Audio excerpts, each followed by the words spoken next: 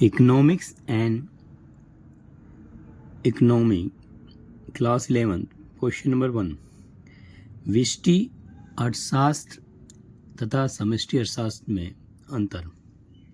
उत्तर हम उत्तर अंतर का आधार व्यष्टि अर्थशास्त्र, माइक्रो इकोनॉमिक्स और समष्टि अर्थशास्त्र macro economics. So micro first meaning अर्थ, मीनिंग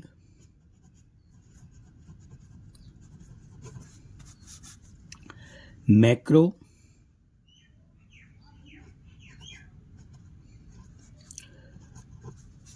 शब्द ग्रीक भाषा से लिया गया है। ग्रीक भाषा से लिया गया है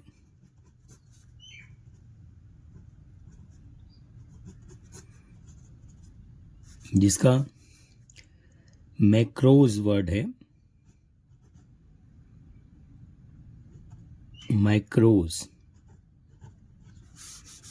माइक्रोज यानी का अर्थ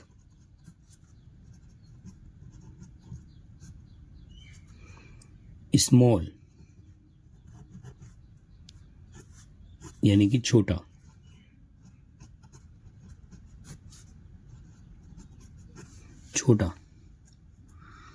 फिर माइक्रो वर्ड, माइक्रो ये शब्द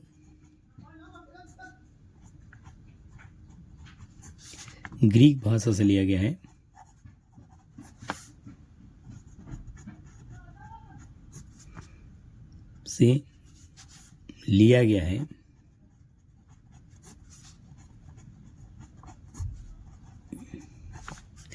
जिसका अर्थ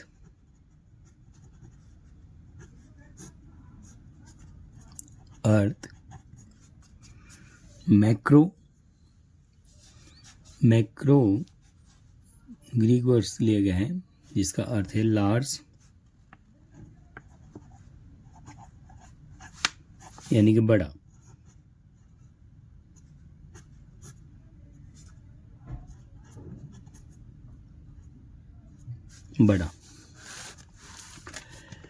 व्यष्टि अर्थशास्त्र में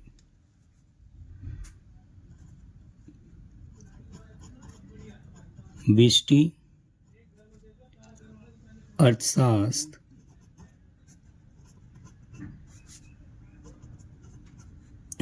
अर्थशास्त्र में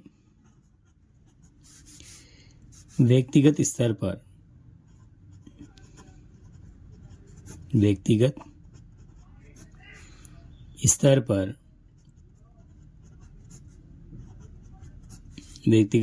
पर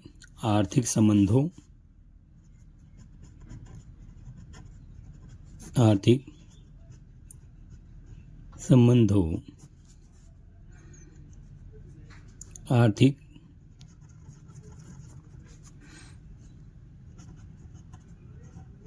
संबंधों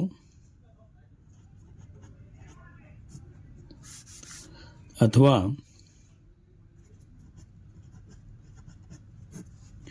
आर्थिक समस्याएं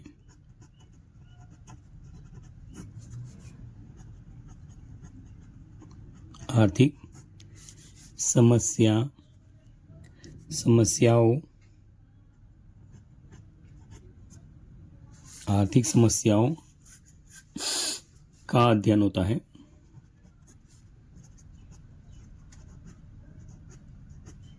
अध्ययन किया जाता है।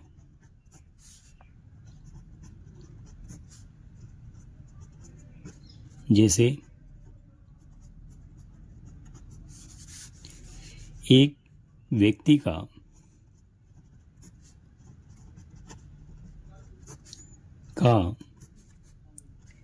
एक व्यक्ति का फर्म,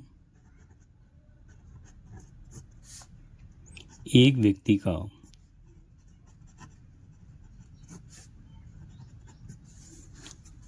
गृहस्थ जीवन,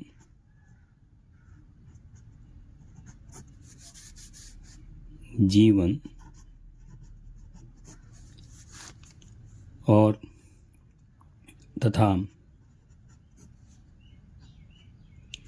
व्यक्तिगत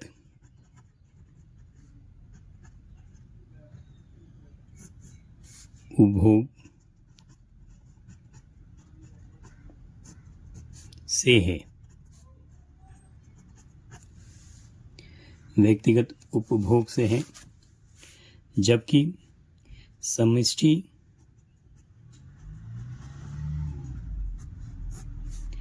अर्थशास्त्र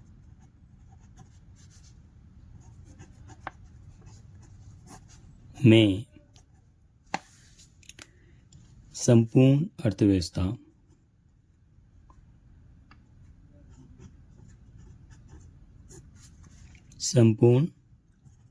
अर्थव्यवस्था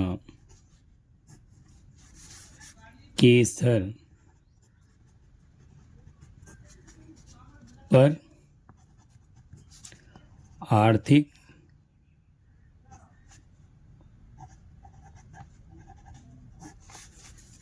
संबंधों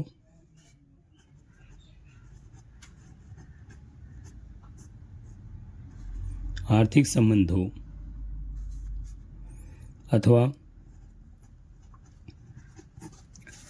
आर्थिक समस्याओं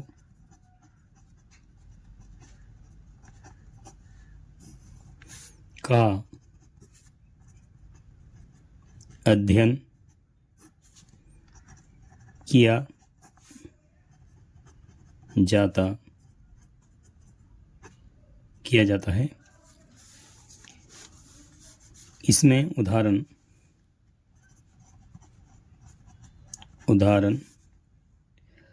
राष्ट्रीय आय,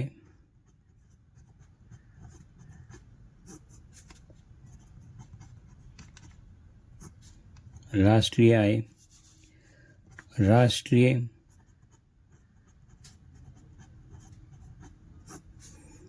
बेरोजगारी समस्या,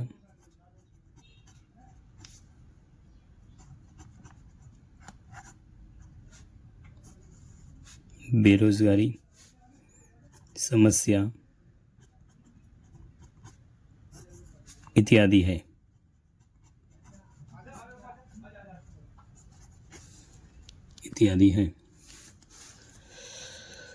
केंद्रीय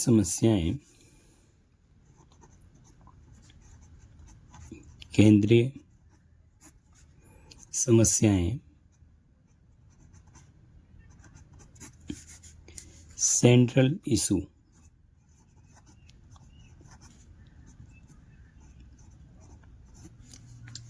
इशू विष्टि अर्थशास्त्र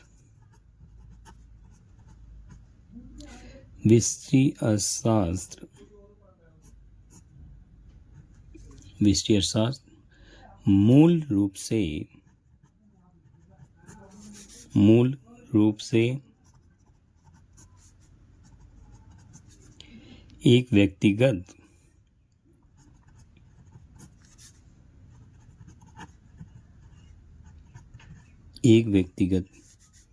फर्म अथवा व्यक्तिगत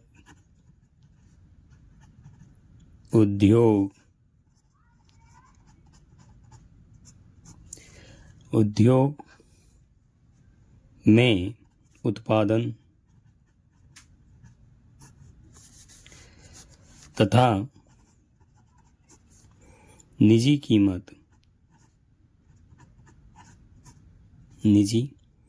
कीमत पर वस्तु के निर्धारण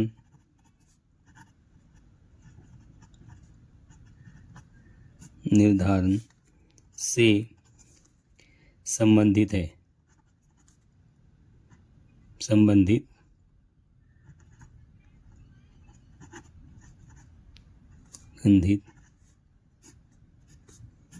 है,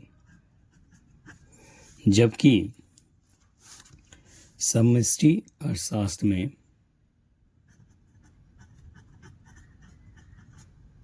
समष्टि अर्थशास्त्र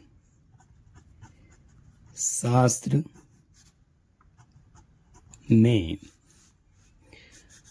मूल रूप से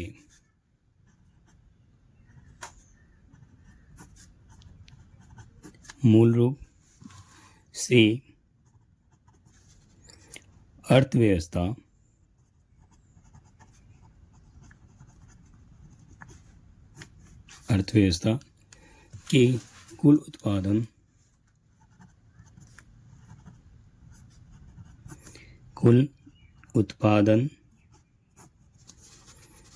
उत्पादन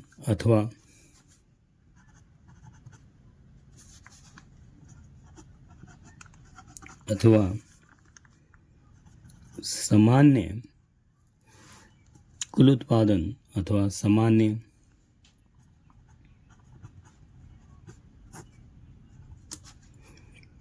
सभी वस्तुओं की कीमत सामान्य कीमत स्तर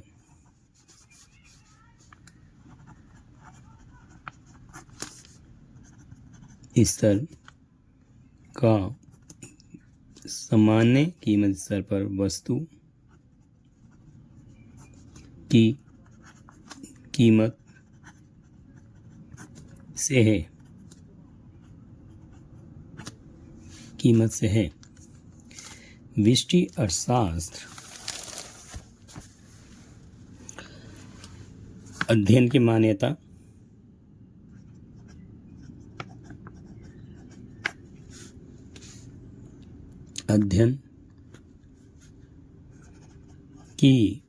मान्यताएं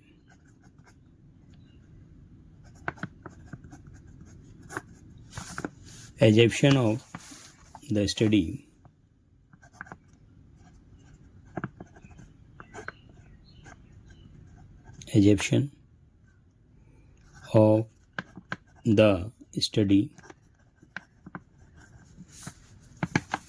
व्यष्टि अर्थशास्त्र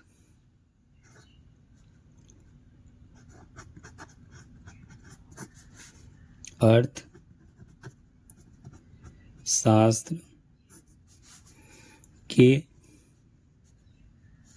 व्यष्टि अर्थशास्त्र के अध्ययन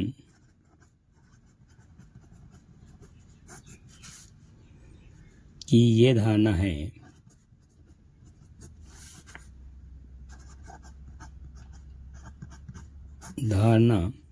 है कि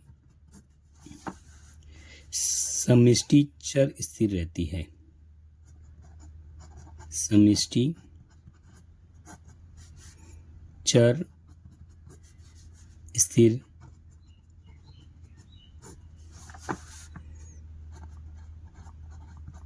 रहती है। वहीं पर समष्टि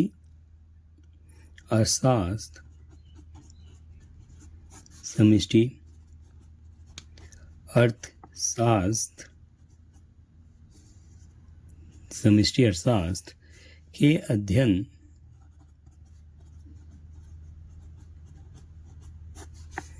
की ये धारणा रहती है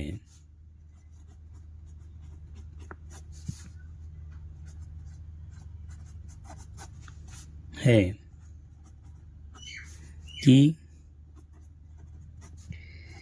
व्यष्टि चर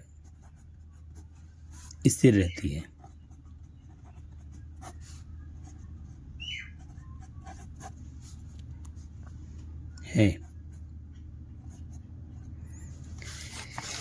सेंट्रल रोल केंद्रीय भूमिका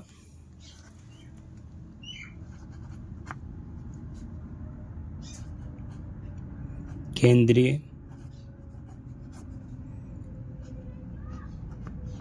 भूमिका, केंद्रीय भूमिका, सेंट्रल रोल।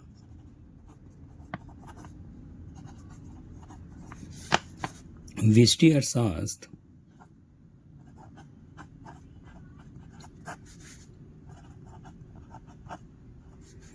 व्यष्टि अर्थशास्त्र की समस्याओं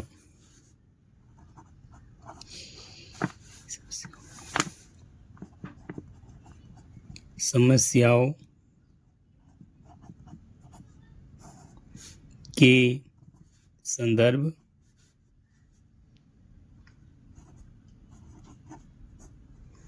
में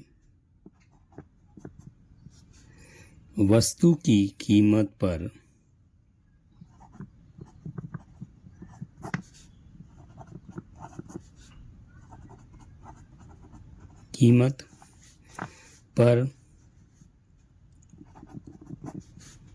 बाजार शक्तियों की भूमिका,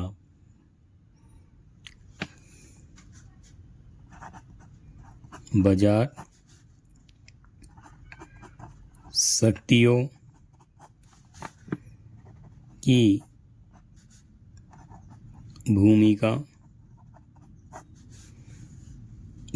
का महत्व होता है।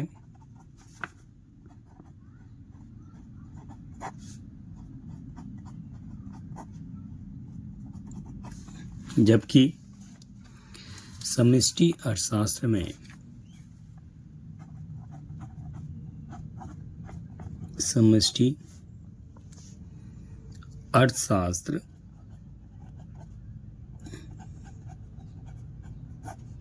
में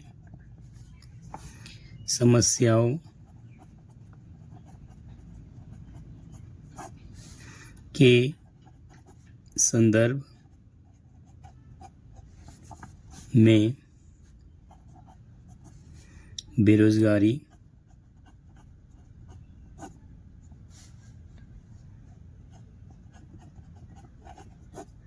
निर्धनता,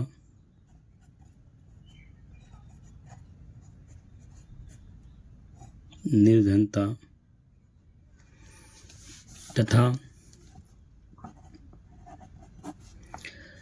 मुद्रा स्फीति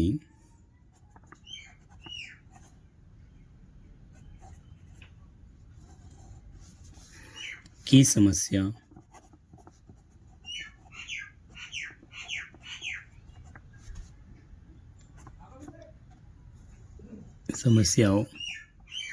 तथा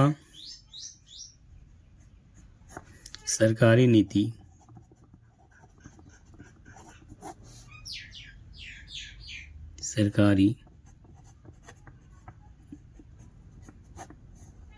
नीतियों की भूमिका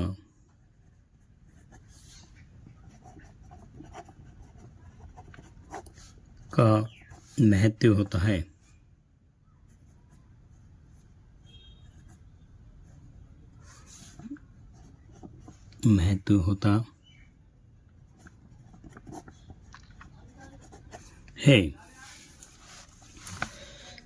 वैकल्पिक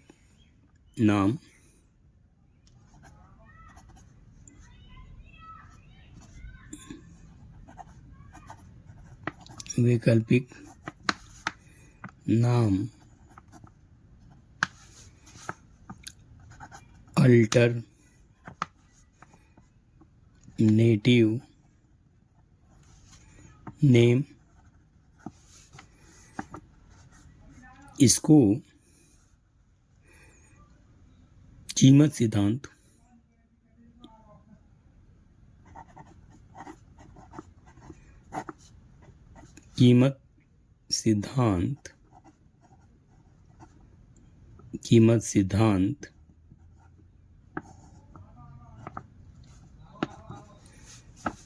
थ्योरी ऑफ प्राइस,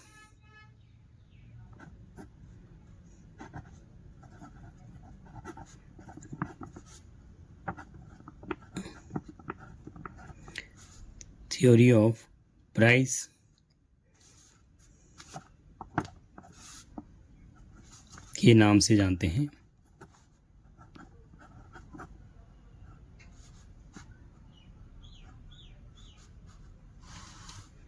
नाम से प्रचलित है।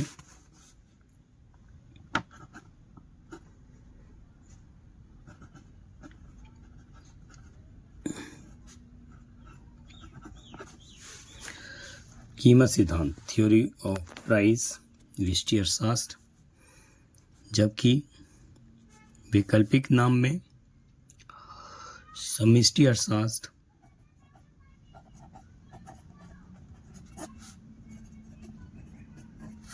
अर्थ शास्त्र समष्टि अर्थशास्त्र को आय,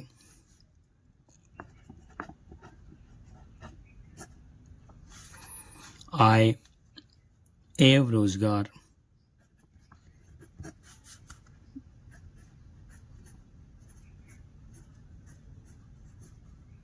आय या रोजगार के सिद्धांत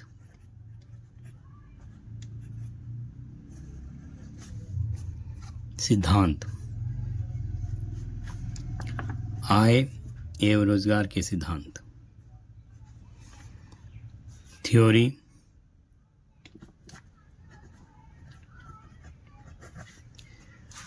of income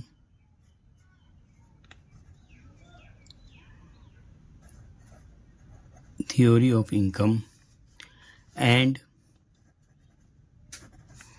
employment.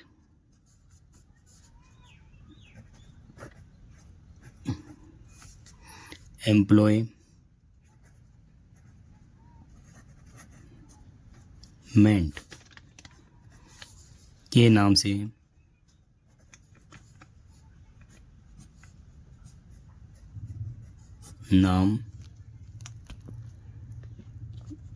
Theory of income and employment के नाम से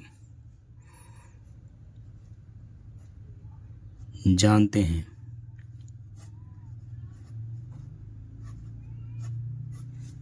सो हमने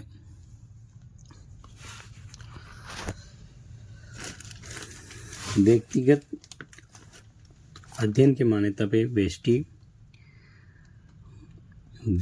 अर्थशास्त्र के अध्ययन की ये धारणा है कि ये समष्टि चर स्थिर रहती है। समष्टि अर्थशास्त्र के अध्ययन की ये धारणा रहती है कि व्यष्टि चर स्थिर रहती है। व्यष्टि अर्थशास्त्र की समस्याओं के संदर्भ में वस्तु की कीमत पर बाजार शक्तियों की भूमिका का महत्व और समष्टि अर्थशास्त्र में समस्याओं के संदर्भ में बेरोजगार, निर्धनता और मुद्रास्फीति की समस्या तथा सरकारी नीति की भूमिका का महत्व होता है। इसे कीमत सिद्धांत, थ्योरी ऑफ प्राइस के नाम से प्रचलित है। जबकि समष्टि अर्थशास्त्र आय एवं रोजगार के सिद्धांत, theory of income and employment के नाम से जानते हैं।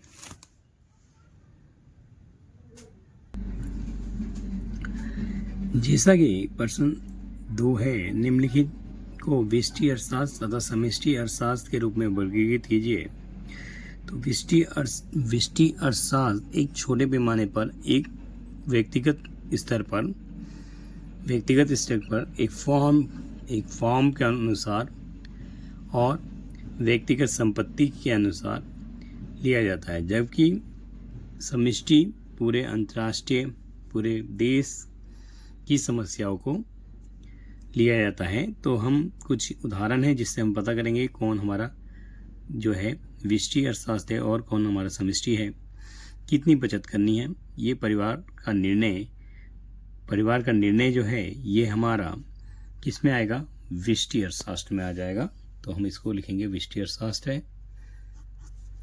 फिर सेकंड है औद्योगिक प्रदूषण पर सरकारी नियमों का प्रभाव। सरकारी नियमों का प्रभाव ये एक देश की समस्या में आता है, इसलिए ये हमारा जो है समष्टि में आ जाएगा। तीसरा, विकास पर उच्च पूंजी निर्माण का प्रभाव, ये भी हमारा समष्टि में आ जाएगा। थर्ड पॉइंट, विकास पर उच्च पूंजी निर्माण का प्रभाव। फिर कितने लोग को नियुक्त करना है, ये हमारा एक छोटे पैमाने पे सोच है, तो ये व्यष्टि अर्थशास्त्र में आएगा। तो ये हमारा फोर्थ इसमें आ जाएगा, व्यष्टि अर्थशास्त्र में आएगा। भारत अर्थव्यवस्था की सकल घरेलू उत्पाद जीडीपी की अगर बात की जाती है तो ये हमारा जो है समष्टि अर्थशास्त्र में आएगा। और नर्सों की कमी की समस्या को हल करने वाली नर्सों के अधिक वेतन का भुगतान ये सभी संबंधी एक व्यक्तिगत स्तर पर है, इसलिए ये हमारा व्यष्टि में आएगा। समस्या, नर्सों की समस्या जो है व्यष्टि में आएगी। शेयर के बाजारों में मूल्य की गिरावट, ये हमारा एक बड़े पैमाने पर होता है, तो ये हमारा समष्टि में आएगा।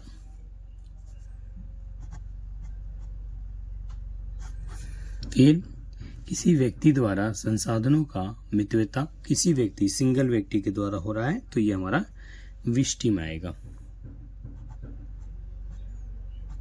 व्यष्टि अर्थशास्त्र में आएगा, व्यष्टि अर्थशास्त्र में आएगा। ठीक है। क्वेश्चन नंबर 3, वास्तविक तथा आदर्शात्मक अर्थशास्त्र में अंतर स्पष्ट करेंगे। पॉजिटिव एंड नॉर्मेटिव इकोनॉमिक्स को समझने की कोशिश करते हैं। इन डिफरेंस, वास्तविक अर्थशास्त्र क्या है और आदर्शात्मक अर्थशास्त्र क्या है, पॉजिटिव इकोनॉमिक और नॉर्मेटिव इकोनॉमिक में क्या अंतर होता है, इसको हम समझते हैं। सो यहाँ पर पॉजिटिव इकोनॉमिक, सबसे पहले वास्तविक का मतलब वास्तविकता से है, जिसके अंदर वास्तविक अर्थशास्त्र, पॉजिटिव इकोनॉमिक्स वास्तविकता से संबंधित है, इसीलिए वास्तविकता, इसमें वास्तविकता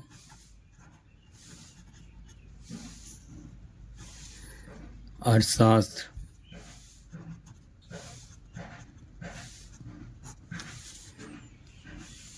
ये हमारे तीनों काल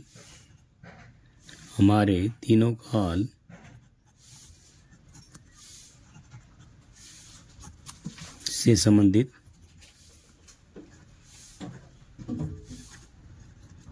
तीनों कालों से संबंधित भूत, वर्तमान,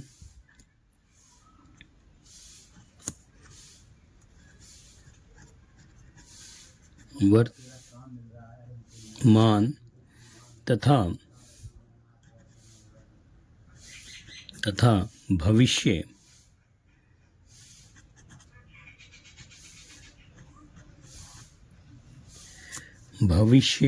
के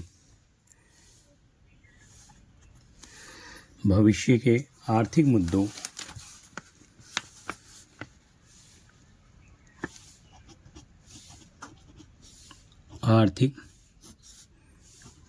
मुद्दों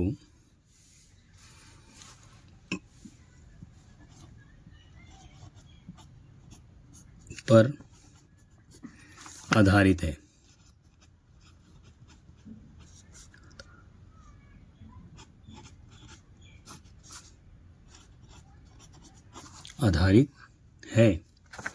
जबकि आदर्शात्मक अर्थशास्त्र आर्थिक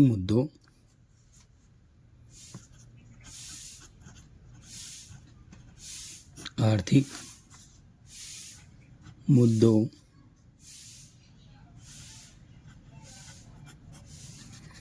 अथवा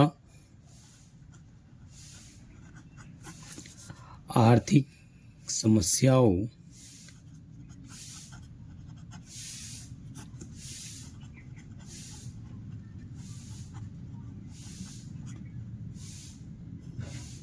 आर्थिक समस्याओं पर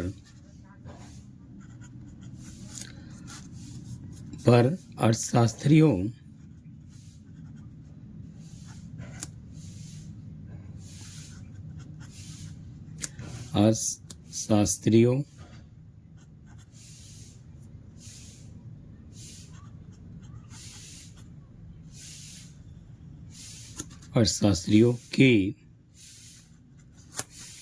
विचार से संबंधित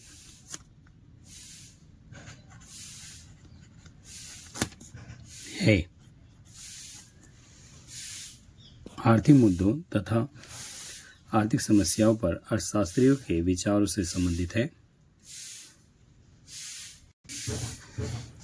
व्याख्यान में, डिस्क्रिप्शन में, इसमें ये बात जो है वास्तविकता के आधारित है। तो वास्तविकता अर्थशास्त्र में के कथन में क्या था, क्या होगा, क्या होना चाहिए से संबंधित है। वास्तविक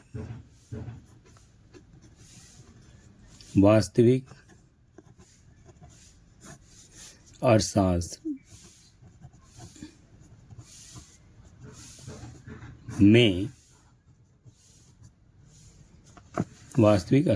में किसी भी कथन का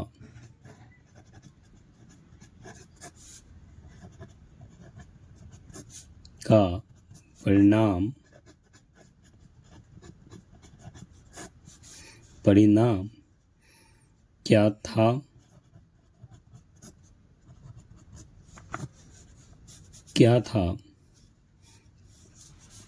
क्या होगा,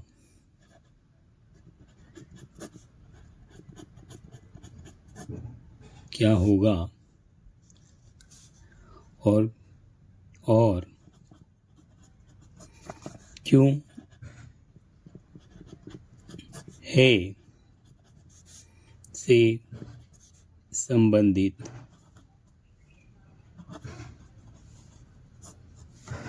होगा।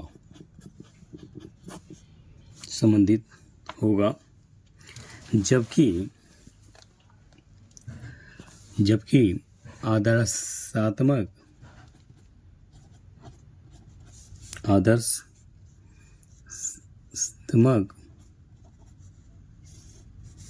आदर्शात्मक कथनों की कोई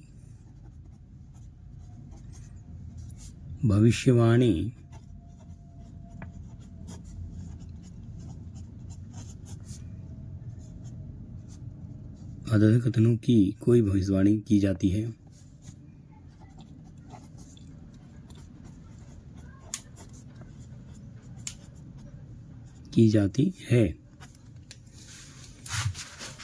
इसे इन कथनों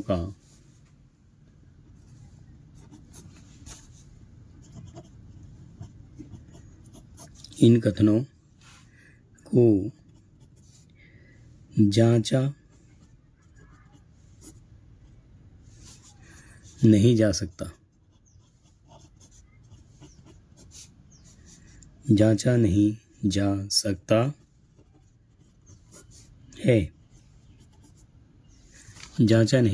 है।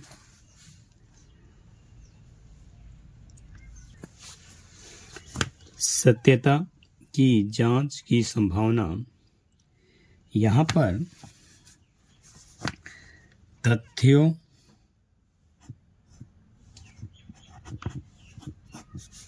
तथा आंकड़ों को सत्यता के लिए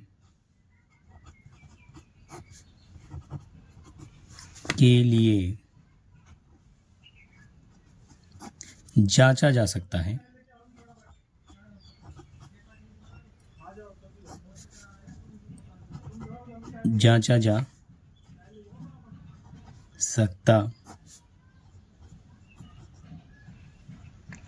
है तथ्यों तथा आंकड़ों को सत्यता के लिए जांचा जा सकता है, जबकि आदर्शात्मक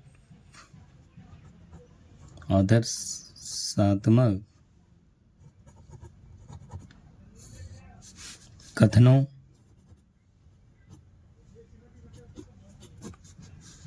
की को जांचा नहीं जा सकता।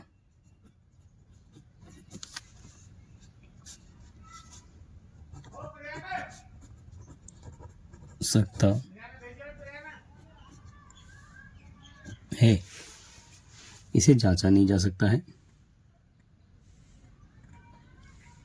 सत्यता की इसमें जांच हो सकती है, इसमें आदर्शात्मक कथनों की को जांचा नहीं जा सकता है।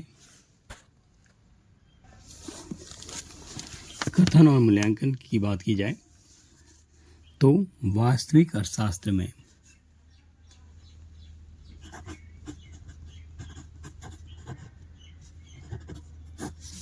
वास्तविक अर्थशास्त्र में कथन, मूल्यांकन,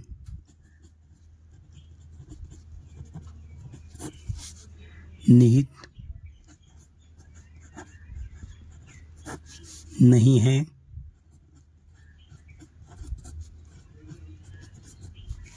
जबकि आदर्शात्मक में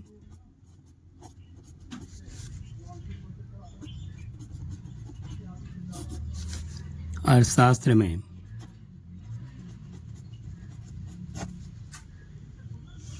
आदर्शात्मक अर्थशास्त्र में कथन और मूल्यांकन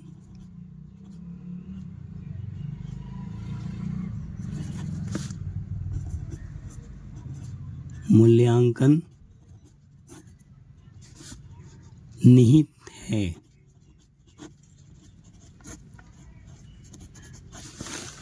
मूल्यांकन निहित है। आदर्शास्त्र में कथन का मूल्यांकन निहित है। सत्य अथवा असत्य के रूप में वर्गीकरण। सत्य वास्तविक कथन में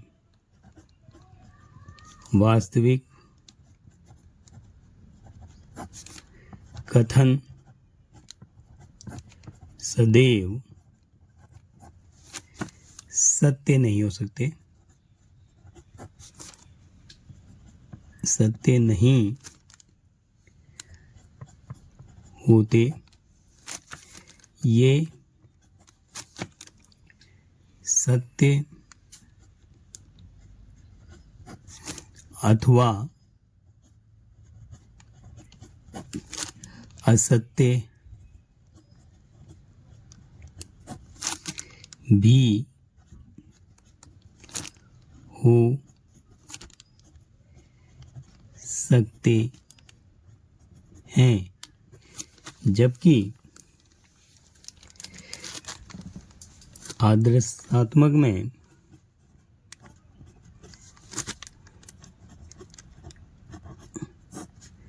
में यह विचार आधारित है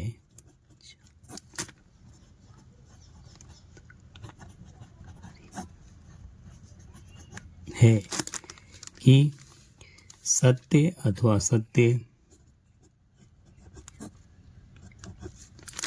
अथवा सत्य अथवा असत्य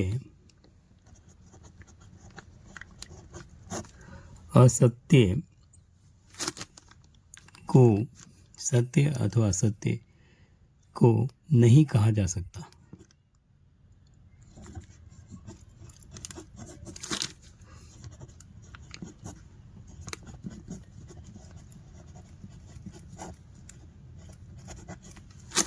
सकता है इसमें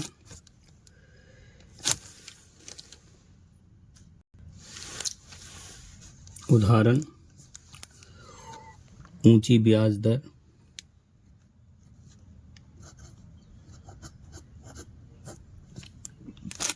ऊंची ब्याज की दर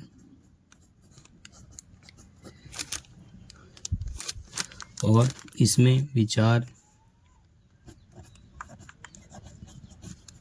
में बचत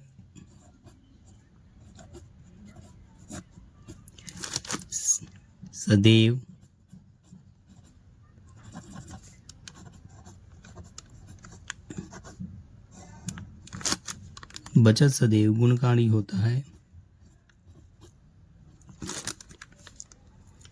बचत सदैव गुणकारी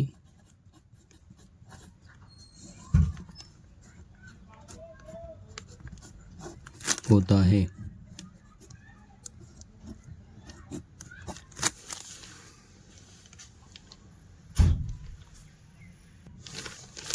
ऊंची और इसमें वास्तविकता में ऊंची ब्याज दर ऊंची कमाई का जरिया,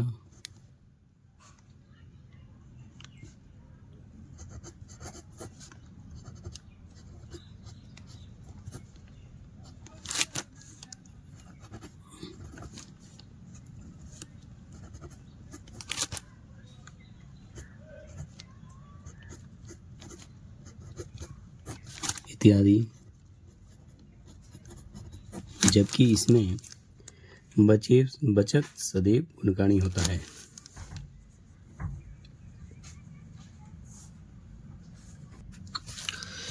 वास्तविक अर्थशास्त्र और आदर्शात्मक अर्थशास्त्र को एक बार और समझने की कोशिश थोड़ा सा रिपीट कर लेते हैं, थोड़ा रिवीजन में। मीनिंग, वास्तविक अर्थशास्त्र हमारे तीनों कालों से संबंधित है, भूत, वर्तमान और भविष्य के।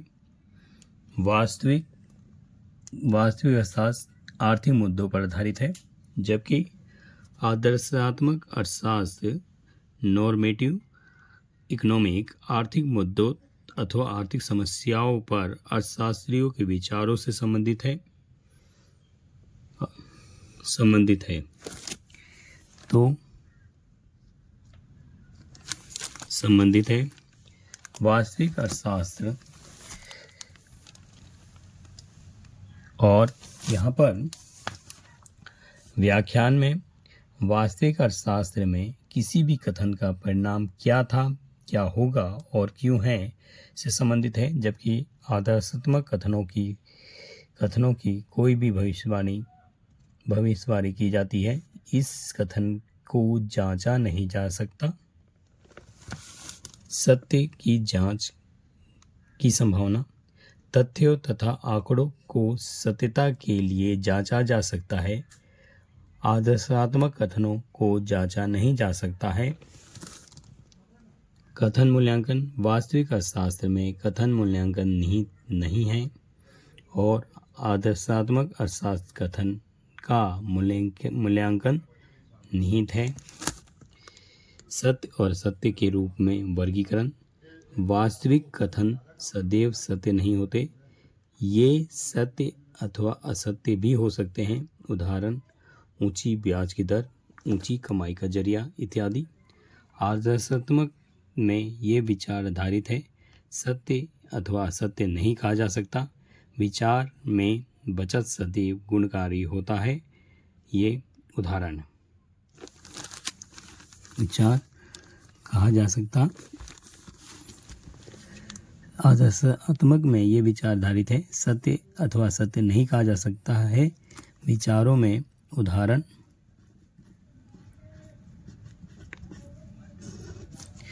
बचत सदैव गुणकारी